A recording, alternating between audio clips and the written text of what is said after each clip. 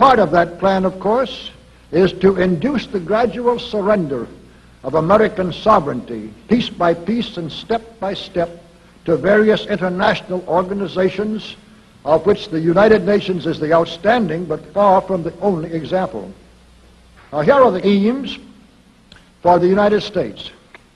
1, greatly expanded government spending for every conceivable means of getting rid of ever larger sums of American money as wastefully as possible. 2, higher and then much higher taxes. 3, an increasingly unbalanced budget despite the higher taxes. 4, wild inflation of our currency. 5, government controls of prices, wages, and materials, supposedly to combat inflation. 6, greatly increased socialistic controls over every operation of our economy and every activity of our daily lives. This is to be accompanied, naturally and automatically, by a correspondingly huge increase in the size of our bureaucracy and in both the cost and reach of our domestic government. 7, far more centralization of power in Washington and the practical elimination of our state lines. There is a many-faceted drive at work to have our state lines eventually mean no more within the nation than our county lines do now within the states. 8, the steady advance of federal aid to and control over our educational system, leading to complete federalization of our public education. 9, a constant hammering into the American consciousness of the horror of modern warfare, the beauties and the absolute necessity of peace. Peace always on communist terms, of course. And 10, the consequent willingness of the American people to allow the steps of appeasement by our government which amount to a piecemeal surrender of the rest of the free world and of the United States itself.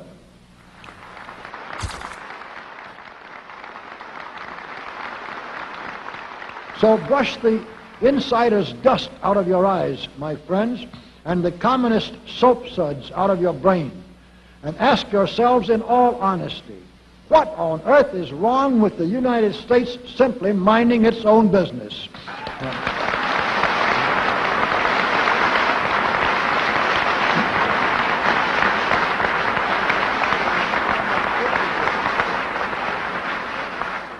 Or with having its foreign policy function primarily for the safety and benefit of the American people.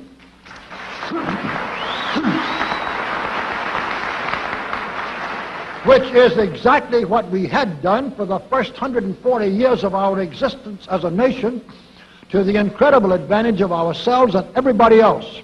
Everybody, that is, except a numerically small clique of power-lusting conspirators who had somehow inflicted themselves on a gullible world.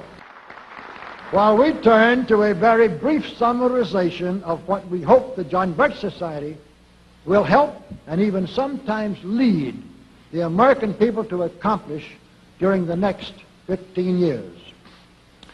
1, our first and most important specific undertaking should be to restore the complete independence of the United States.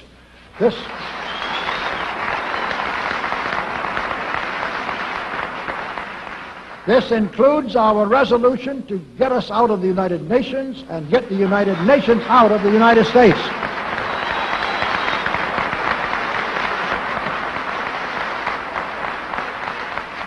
Two, we must once again make our money freely redeemable in gold at some realistic price.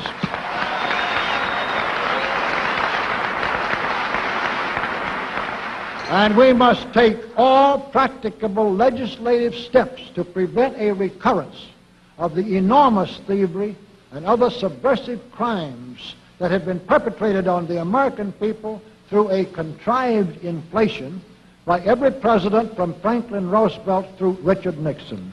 3,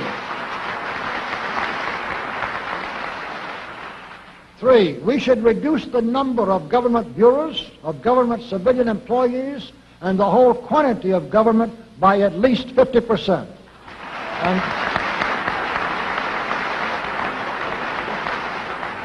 And we should achieve at least this much reduction in proper fashion through gradually convincing a majority of the American people of the wisdom of such a course.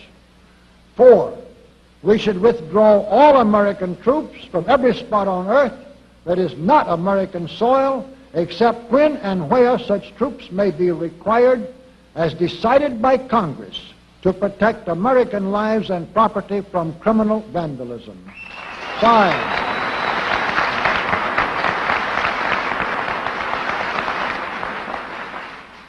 5, we should get government out of the areas and functions and activities where government does not belong. Again, all steps to this end should be taken gradually, but nevertheless just as rapidly as enough of the American people can be persuaded to support such progress.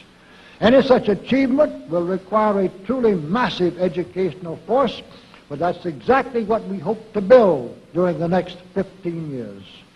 We could go ahead for at least 100 numbered items, but the John Birch Society will undoubtedly be working on more than that many specific projects, which will be laid out in its bulletins before another 180 months will have rolled around. And all of these projects will fit into the general pattern indicated by the 5 major objectives listed above. So let's really wind up this marathon monologue with one final thought. None of us can guarantee anything about what the future will bring. Your speaker knows what a job we have before us to rid our country of the scourge of communism within the next few years, and then to go ahead on our constructive program so well that 15 years from now we shall already be entering an era of far less government, of a much sounder sense of responsibility, and, with God's help, of a better world. But I sincerely believe that it can be done, and this much I know. If every man and woman in this audience should leave here tonight feeling in his or her own mind and heart that it can and must be done, then it surely will be. And so, all of you patriots of good character, good conscience, and noble ideals, whom we can reach with the filmed version of this speech in 1,000 other audiences, it is with a great deal of confidence and energizing will to win that we invite you to join us in our epic undertaking. While to all of you great, wonderful friends in this present audience, I certainly extend my very deep thanks indeed for so much patience and attention. Thank you and good night.